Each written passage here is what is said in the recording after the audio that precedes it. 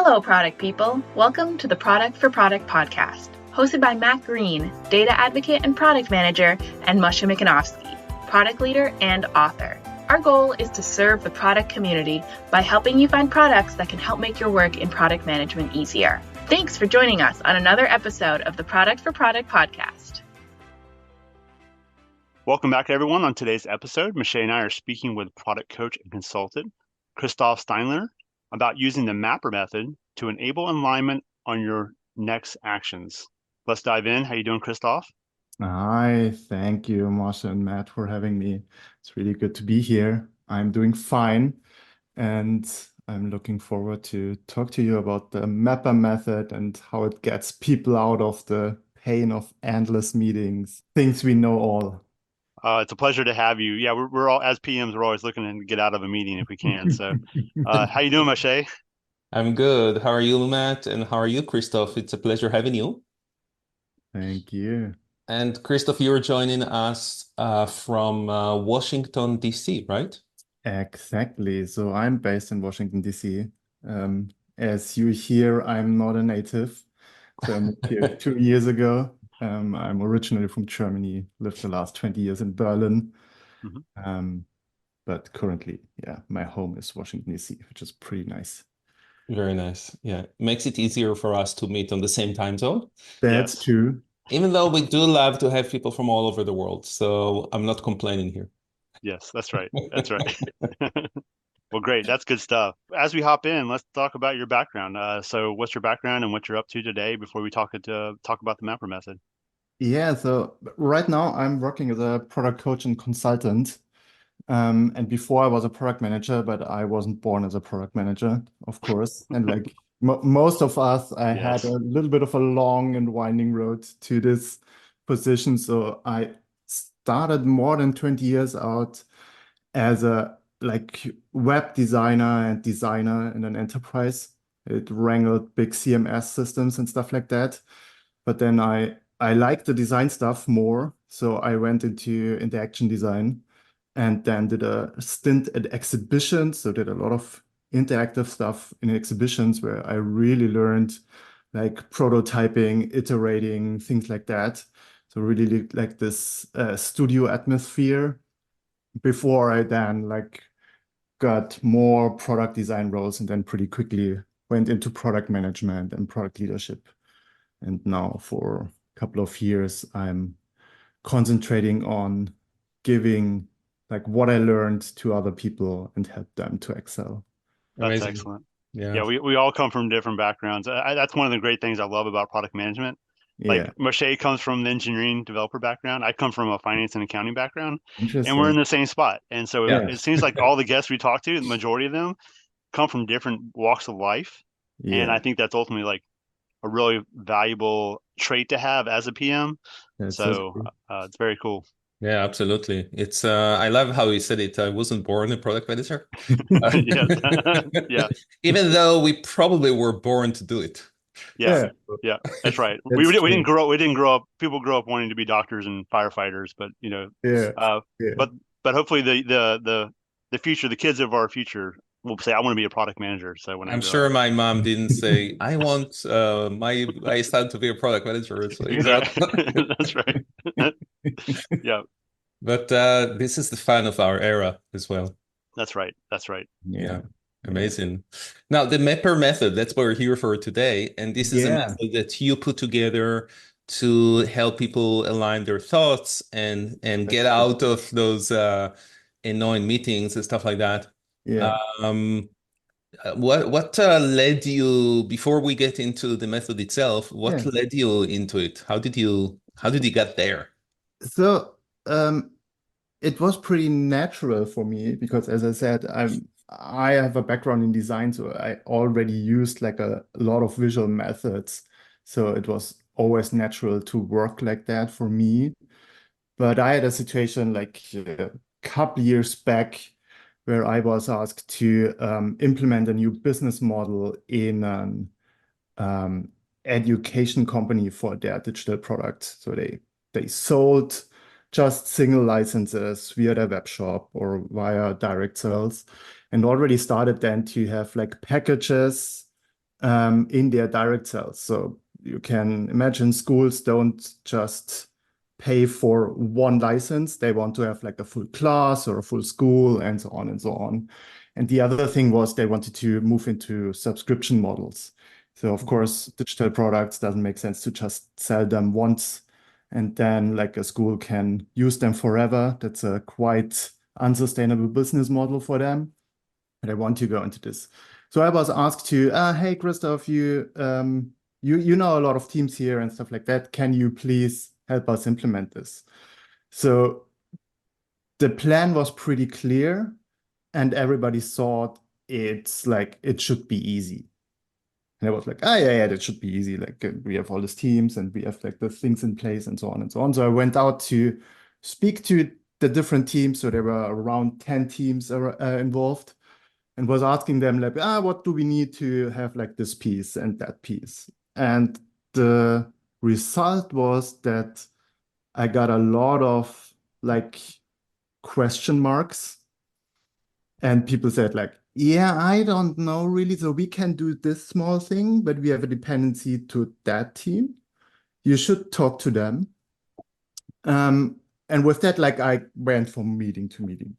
Mm-hmm. And I was to try to like solve everything for myself to really like get through this. And I think a lot of people have this. They go into a meeting, come out with more questions than answers. And while doing this, I already started to like map this on a user journey. So I had like a rough idea how this should be shaped. And I added to this user journey, like which team is there, what technology is there, and so on, in the style of a service blueprint. But this was my notes. So I never shared them. But I got really frustrated because it was like jumping from conversation to conversation. Everybody was like, I think that's not my game. You have to ask somebody different. And suddenly I started to bring like more or less by accident this service blueprint to my meetings. And it was a completely game changer. It was really funny because like suddenly people were like, oh yeah, that's wrong. You totally didn't understand that correctly. And oh, here, no, there's a connection to this team. And look at this. Here, we could have a completely different solution. It would be a more easier. So people started to reflect on my thoughts. And this thing then led to, on one hand, people could reuse it. So they could like take the thing and show it to other people in their team and so on. And you could really easily say like, okay, we have to concentrate on this specific thing for right now. And this is the key lever for the next step. And with that, it was like, it got much more easier in the end. And from this moment on, I started to like use this visual methods in this job and in other jobs. And now like I started now to formalize this into a mapper method. And I'm currently writing a guide on it. So there's a preview of it for all the listeners of yours. I'm happy to share this if you reach out via LinkedIn. So Sure. you can, we are talking now about visual stuff. It's a little bit abstract, I know. Yeah. So please reach out, then you can get a look at it. Yeah, absolutely. So you developed this like conceptual model. So like, this is how you see things and how you think of things. This is how you think they work. And so you would take that model into a call with other stakeholders, possibly developers, engineers, product designers, and they would say, oh, no, that's actually not how it works. We think this should be this. And so you would start to shift your model based upon that feedback. Exactly. And I moved more into a facilitation mode with that. I think it was like a clear lateral leadership role. So I hadn't like any power to say a team like you have to do now that or this. And also I was not able to do anything. I couldn't touch code or something like that. So I had to influence from the sidelines. And with that, it was more easy to like get people into like thinking their own, integrating that in also what they're else doing, because of course it was not the only thing which was going on at this company. So it really inspired to collaborate. And it was really then the backbone of every conversation I have. Yeah. The nice thing about this is that, and I don't know why in the past you as a designer, you think about it visually, so you already do visually and you learn those tools on how to do it visually. But, many people don't learn how to do things visually. And you see in meetings how they go to meetings and they talk and talk and talk and talk and they go over each other's words and stuff like that. Once you put things in front of you, there is something that anchors everyone. And also, as you evolve it and you continue working on it, it becomes almost the source of truth for everyone thought as a team, right? So it's just exactly right there. It's just a powerful thing just to do it, as a visual way, right? Yeah. And I explored two things there. So the first thing is just by expressing it visually, it helps to ensure that everybody has like the same mental model. Because as long as we talk, I can say like, yes, exactly, that's what I mean. And you're really understanding me, and then you're leaving the room and you're coming back and it's like, oh no, what you brought back is like a completely different thing.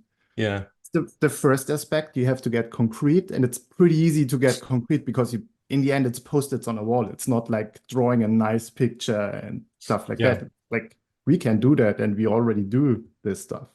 Yeah. And the other aspect is that in conversation, we pretty quickly get like confrontational.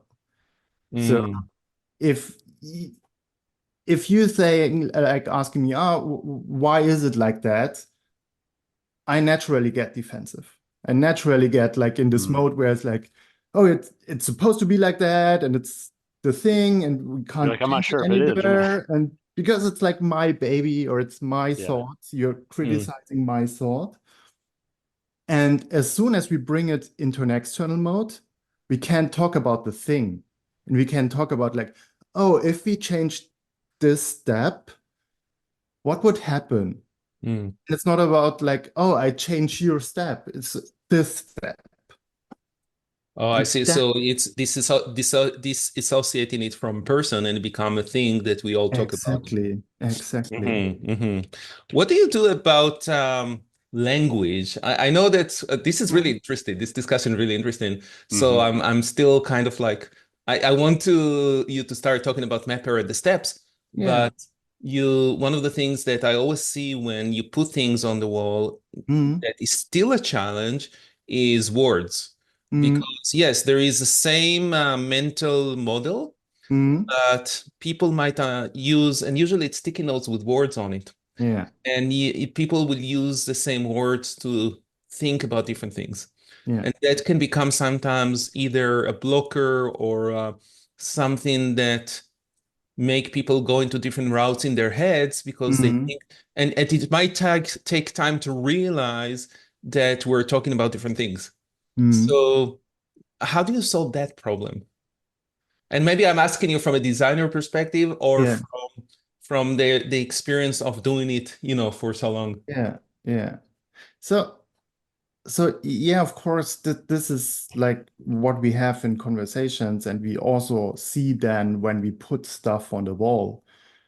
And I say that's a healthy tension to have this, because if you see it on the wall and it's like somebody means something and write it down, somebody else is then saying like, okay, but either it doesn't make sense for me, or I have a completely different interpretation about like what you just wrote down, then you can start to like have a discussion about this specific thing. So I don't argue that like you can put this on the wall and then like send somebody and everything will be clear. It's about the conversation. It's not about like having the perfect map. It's really the map is the result of your conversation, and it can also help you to get back to what you're actually talking about. Because we oftentimes have like this rabbit hole discussions. Some engineer on a team is starting to talk about like what exact fields we need in the database for that. So just by the fact that we put the word on the wall, even though sometimes it will take time to understand it's different, it will be much faster than if we just talk about it. And then we still in our heads thinking different things, but we may not realize that the other person is thinking about something else. So that's very powerful. We can't prevent like every misunderstanding, of course. It's more about using this as a tool to get to that discussion much faster. Yeah, exactly. To really make it visible, to not end up in we started implementing and now we're having this discussion. Trying to get like this assumptions, unclear factors out. And there is by anchoring this. Exactly. Exactly. And it could be also that like not just by words, but also by like two people have very different approaches how this should work. And then you can go into a testing mode. You can say, okay, we have a disagreement there and it's totally fine. And nobody of us has like the right answer here. We don't have the data. We don't have the experience. Let's test it instead of talking around this topic and never going onto the core of it. And one more thing, again, before we get into the method, when you talk and don't put the thoughts on the wall, we also tend sometimes not just to get confrontational, like you said, but also, I know it happens to me all the time. I start thinking about the next thing, and we start developing more ideas and more ideas. And we sometimes never really finish a thought or never finish a specific idea that we talked about before. So it becomes like all of those ideas in the air, and then we have to come back to them and summarize it and like, okay, so what did we talk about and what are all the ideas and all of that stuff, right? So that can prevent that as well. And we trick ourselves also. So as long as we're just in our heads, we jump over like the things which are not totally clear. It's like, I think in mapping, that's like pretty obvious. And also in writing, I think that's why like PRFAQs and all these things are so powerful, because you have to write it down. And it's getting into this, you have to get concrete. You can't trick yourself when it's like concrete. Yeah. And I work in a remote environment. So like having something like this, a visual to anchor on. Like I was in a meeting recently with several people and we were pounding through an idea, like trying to think about solutioning. How do we do this? And an engineer said, hey, let's just put it in a visual. Let's do a diagram. And as soon as that happened, there was a breath of air in the virtual call of like, oh yes, okay, this is making more sense now. So that this in a remote environment is probably even more critical, because I think of the shared understanding image. Like people say, okay, I understand. And then they come out of the meeting and they're thinking of a triangle, a square, and a circle. You know, that little image that you might have seen in shared understanding. So people say, I get that. And then they come out and they go, yeah, no one got that. So so that's where this stuff Mapper comes into it. Let's take like little information out of every meeting. So you can't have like a content of 1 hour conversation and walk out and be like, oh, I remember everything. Right. Because you're in another meeting right afterwards, probably as a PM, right? On to the next meeting. I think they should teach in grade schools or at least high schools how to get things on a board and think collaboratively with the post-its. Awesome. So let's talk about the we know now all the benefits of it and how you got to it. Let's talk about what's the method. Let's delve into that. So we covered more or less already everything, which is great, because that's how exactly it evolved. So the first step in the Mapper method is like that you map for yourself. So I'm pretty keen on this, especially if you're beginning, that you get your own heads on the paper and you get like an overview about your own thoughts. Because as I said before, we trick ourselves, we think we know, and then we go into a meeting and get like pulled apart So to prevent this, like the first step is like just do a rough overview. And then go to other people, like in a meeting setting or one-to-one or whatever is your setting. Maybe it's your product trio. And don't present. Don't put it into a PowerPoint and go like, that's my big idea. But go to people and be like, okay, what got I wrong?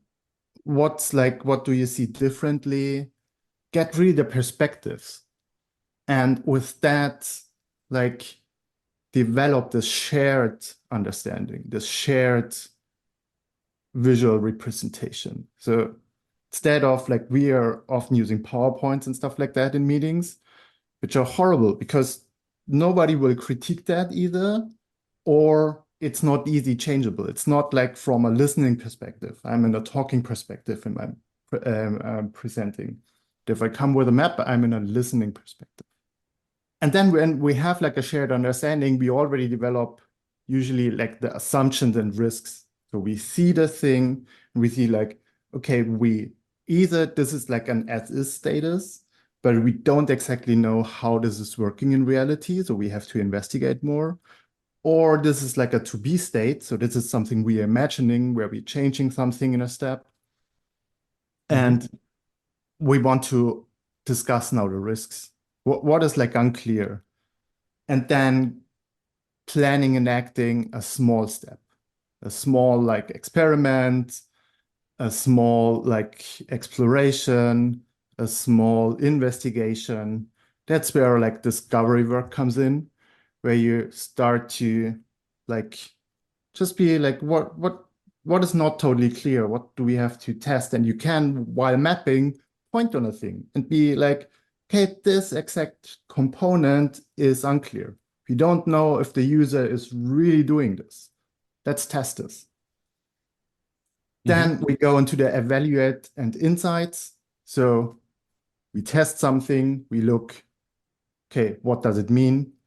And then go into reflecting and improving and starting all over again. The loops get, of course, like smaller. So after we have a map, we won't like spend hours and looking again at it and map our thoughts alone. And then we directly usually get into then, okay, what does we change in a map? What does it mean? And so on and so on. It's a typical iteration. It's a typical product iteration. So I'm not inventing the wheel here. I'm not trying to like disrupt what people are currently doing. Just wanted to like guide it with visual artifacts. Yeah. And the word mapper is actually the acronym for that, right? Exactly. Yeah. So map your thoughts, perspectives, point out assumptions, plan and act, evaluate for insights, and reflect and improve.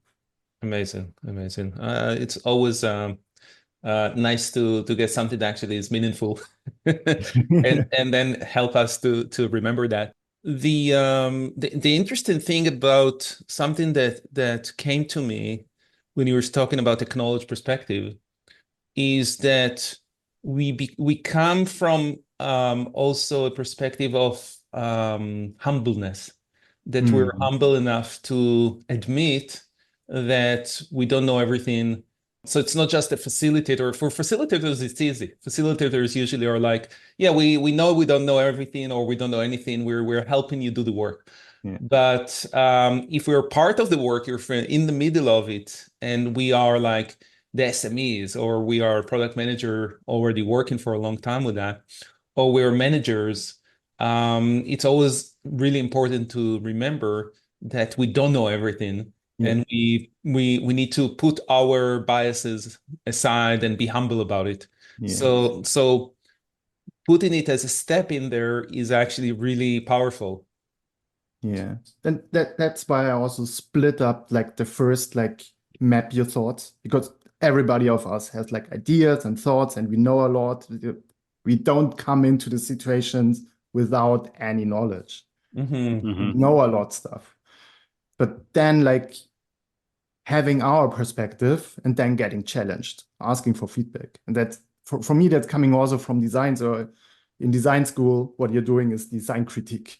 You come with your new thing, and everybody is like asking you questions about it, is like challenging you and things like that. And I think that's so powerful, and we don't do that enough. And I think we don't do it enough because we don't have the tools. We are stuck in conversations or we are stuck in presentations. Yeah. I think to map your thoughts, PMs have to have a certain level of like humility and like I don't know all the answers, and that's why I have great people around me that help me solve problems. So when I'm thinking of the map your thoughts, you don't necessarily have to map your thoughts. It's the royal we. Could you have other people? Because I'm thinking of like a solution architect, someone or product designer. You could maybe be in a room of 3 and say, okay, like what are our thoughts collectively? Exactly. Okay. You can do this also as a group. I often start out with like letting this a single person doing, especially if they are not so experienced, because it preventing a little bit like the upfront discussions. So having some perspective which can be challenged is easier than coming up with a shared perspective in the first place. I have this workshop that I'm doing for it's called I didn't invent it. It's called the toast exercise. Oh yeah. Which helps different people with different perspectives to come together and do it, together. That can help with that. But I also see the value of people doing it separately, especially if they, like you're saying, not too experienced or, depend on their personalities. They might also, so you need to be a bit political or over there, and then do the work with them first, and then bring it in and hope, and with the hope that when they see other people's perspectives, they will like, okay, I was wrong here, or I didn't think about that, or things like that. Yeah, it heavily depends also on your culture in a company. So there are cultures where like collaboration is a first, everybody is like really into like thinking together, working together, things like that. But there are also other cultures where it's like you can't go into a group setting with which something that is not like done or like thought through. So sometimes I also work with people and say like, okay, shop it around, go into a lot of one-on-ones with this thing before you go in a group, because then in the group, everybody has seen it already. Everybody has given their input, could be honest.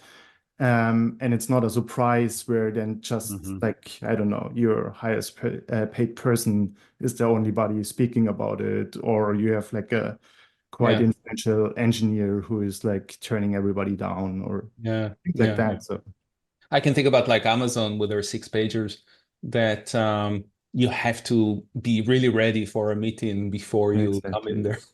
Yeah. And the leader doesn't talk to the end, I don't think so. Some of my clients use like maps to prepare their written narratives then. So they have written narratives, but they prepare things like that with mapping. So how, from your experience developing this, and I'm sure you also iterated on it, while you've done that, what was the reaction or how people perceive it? It's mostly quite natural, because I think everybody of us working like for more than 2 months has been in some kind of workshop. So people know how to put stickies on a wall or how to use nowadays a virtual whiteboard. But what's a little bit foreign, of course, is like bringing this into everyday interactions. So we oftentimes have like, oh, I have this workshop mode and I go offsite and have somebody facilitate the thing and so on and so on. But doing this just for your own is sometimes a really change, but it's not hard. So people usually it comes quite natural to them. I never experienced somebody who was like, oh, that really doesn't work for me. I don't think like that. So. What I noticed, tell me if you have a similar experience with visual aids that I did like that, is that I still need to remind them and keep facilitating Otherwise, it will not become a habit. So even though we have this central place where we put like a mirror board, that we put like, this is the source of truth for our flow. And if we have any changes or in the next iteration, this is, you need to update this. It has to go continue. It's hard for them to go back to that. Yeah. You notice that? Yeah. And I'm also not a big fan, to be honest, of having this like the user journey, which always gets updated and things like that. For me, it's working documents. In some situations, you have like this long-standing things where if you're like something which is really there for months after month, but oftentimes it's just like something you throw away because it's not so hard to do, and also like the process of doing it is helpful. So what I really dislike if I walk into an office or if I see at a company and they have a really nicely done, I don't know, Figma document or even an InDesign, their customer journeys and their journeys, and they print it out and hang it on the wall, and nobody's touching that because it's not for that. It's like, okay, you can have like higher steps and things like that. If you organize like that, it makes sense. But as a working document, you want to have it changeable. You want to bring it to people where everybody can like take a sticky and be like, no, that's not how I think it is. Yeah, so it's more for the process of getting to where you need to get rather than the end result. Exactly. Okay. Not Makes the end sense. result. It's also not the documentation. I'm not aiming for documenting what's already there. Yeah, that makes a sense. To me, I tried to do it in the past because the next iteration is always relying on the previous iteration. So you don't want to start from scratch every time, right? So that's why it was almost like, this is what we did in the previous iteration. That was where we got to. Let's use that as a baseline to the next iteration. Yeah. Right? But people just didn't really connect the dots there. So I had to be like the facilitator to tell them, okay, so let's start from here. And maybe that's the only way. I don't know.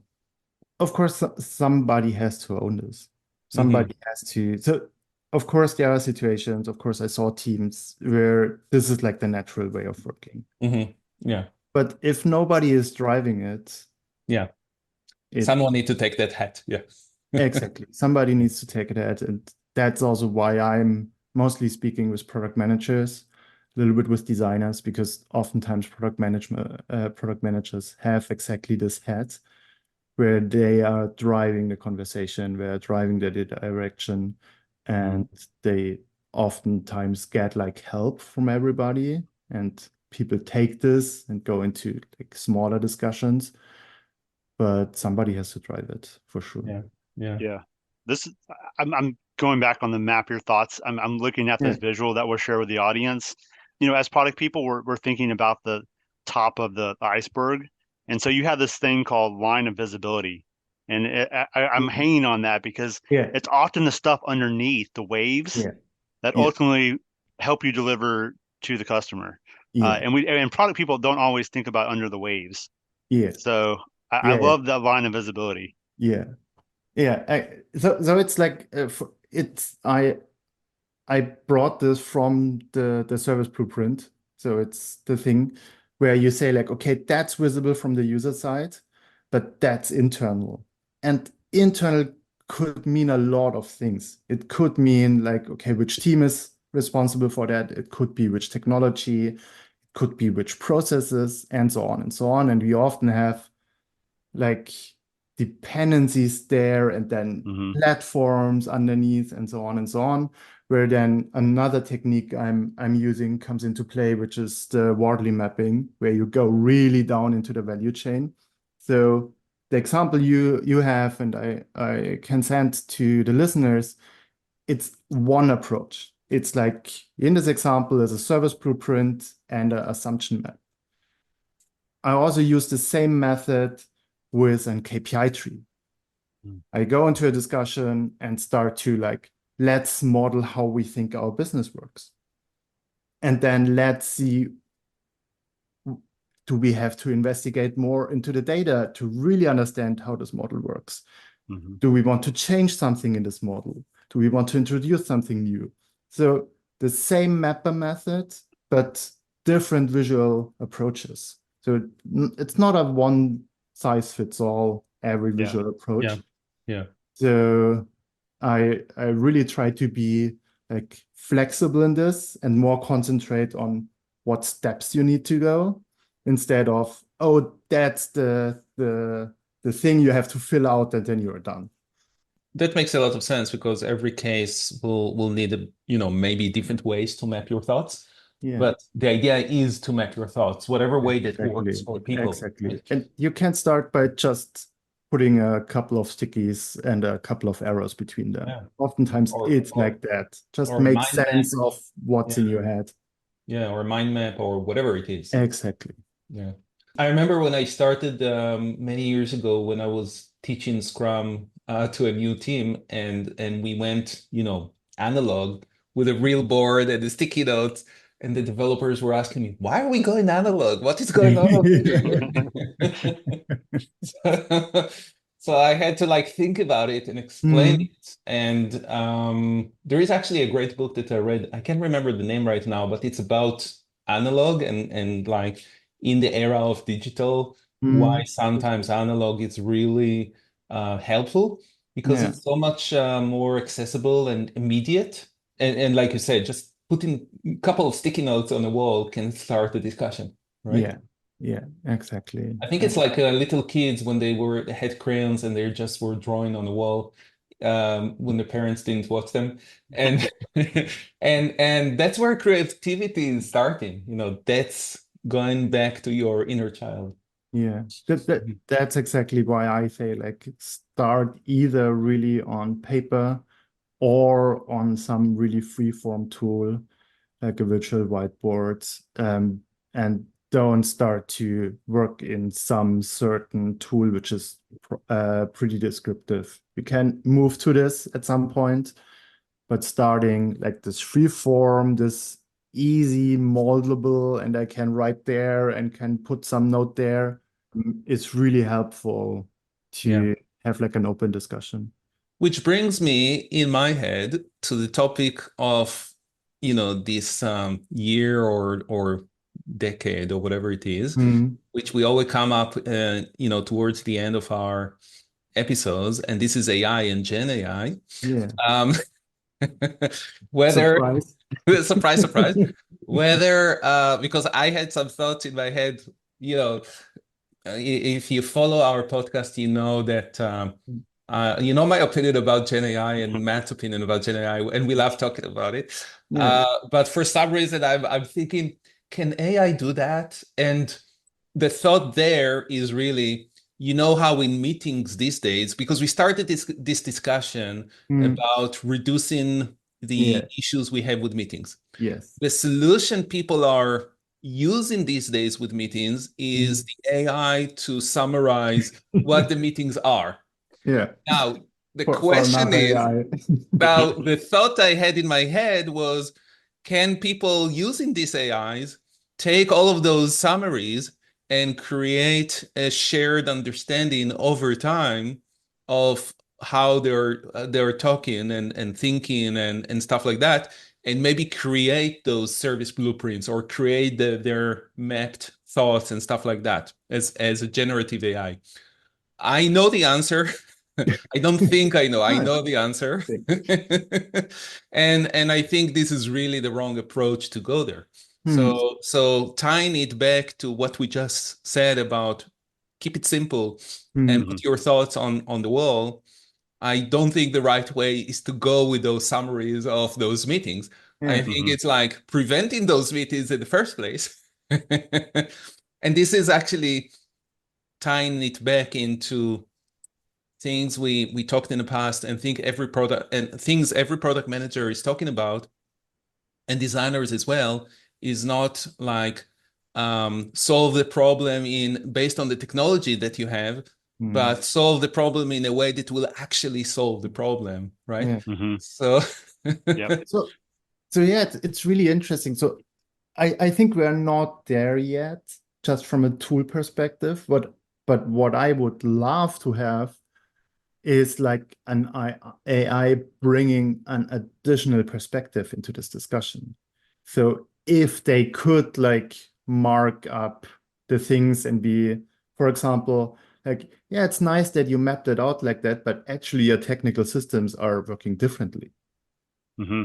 Or this is like a nice, interesting flow, but 90% of your competitors doing it another way.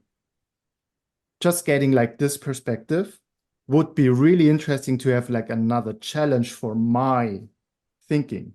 Right. So I'm not saying like an AI would be great to map this out, because the map is just the help for the conversation. Mm-hmm. But having another perspective would be interesting. Another thing which already is working, which I played around a little bit, is throwing a map at an AI and letting it like describe it, which is a step before a little bit to get like a different perspective and challenge this. Yep. But that's funny, and I was really surprised when I put there a service blueprint and the AI was pretty good in like explaining me what they're seeing in this picture. but what's the value in that? The value in that is for me to really get like this. So I use AI mostly as, okay, let me think about things I would never came up with. So get me really like new ideas, challenge me on my mindset and things like that. That's, I think, where AI is interesting, just as a perspective. Yep. And oftentimes like it's heavily biased, it's heavily like in a certain mode always. I think that's for me the hardest thing, to like get an AI to not be an AI. In the mapper method, the E, evaluate your insights. I see AI being a potential there, because we've evaluate our findings, gather insights. That's where the assistance element comes into it. Yeah. So I'm definitely like, PMs are critical thinkers, and that's why I don't think at this phase AI is a critical thinker. That's where we're valuable. No, but it can help evaluate things for you, and give you that, hey, did you notice this? Yeah. No, I didn't notice that. Thank you for telling me. So that's where I see the usage. Yeah. I'm imagining it almost like this additional person in the room, this robot in the room that has access to a lot of data out there, and therefore can make additional insights, like you're saying, Matt, on things that, because we're people, we're human as well, so we have our limitations as product people. No, that makes sense. I guess that makes sense. Well, a challenge to someone out there, or maybe we'll pick up the glove here and do that. I don't know. No, there you go. Mapper AI. Maybe tomorrow when I'm bored. Yeah, Mapper AI is coming out tomorrow. Amazing. Very good. Matt, do you have any other questions? Are there any use cases where you can apply the Mapper method? Like I'm big on go-to-market strategy and launching product. So could you think of ways to use this Mapper method when it comes to launches? I'm going through the Mapper, map your thoughts, knowledge, perspectives, and I'm like, this could really kind of be used in a go-to-market strategy too. Yeah. I never applied it there exactly, but I pretty much can imagine that it would make sense to like especially have your steps out mapped out there, from like what information do you need to provide and things like that. So go through this, and also like thinking from this customer perspective, like, okay, how do they learn about the thing? What's like the first step? What information do we have to give them, and so on. And mapping this out just also in a group to be like, sure, okay, we have like all the artifacts in place, and things like that. So yeah, absolutely. I don't see why not. Including customer support, including marketing, sales, anything. Exactly. It just involves so many different people, but it's not, not necessarily the engineering development, but it's the other end of the business. No. Yeah. Then an example I told before was like the new business model. That was like a huge part also. Like what is like all the information before we have to provide for like the new packages and things like that. Where are they living on the website? What tools do we need now for the salespeople on the field and things like that. So this was part of it. Excellent. Yeah. Amazing. That's cool. Yep. Where can people reach out to you? So the easiest way is LinkedIn. So my name is pretty unique, luckily. I think there's one other person in the world who I found. So yeah, so you find me on LinkedIn, and you find me also on Substack, Mapper Club. So I write about this stuff from different perspectives. Amazing. And yeah, reach to me out. The easiest way is on LinkedIn, and then I will send you like the Mapper preview guide, so you can put your eyeballs on it. Amazing. Yep. Amazing. And we will share with the description of the episode your LinkedIn and your Substack. Perfect. So people can reach out to you. Amazing. Thank you so much, Christoph. This was great. Thanks, Thank you so much. Really appreciate you joining the show. This is great. This is fascinating conversation. I love it. Thank you for having me. It was really interesting. Yes. Awesome. Thanks, Moshe. Thank you to all the listeners, and we'll talk to everybody next time. Take care. Thank you. Take care, everyone. Bye-bye. Thank you to all the listeners. We really appreciate the feedback and support. Please leave us a review to help others find the show on Apple or Spotify or anywhere else you're listening to the show.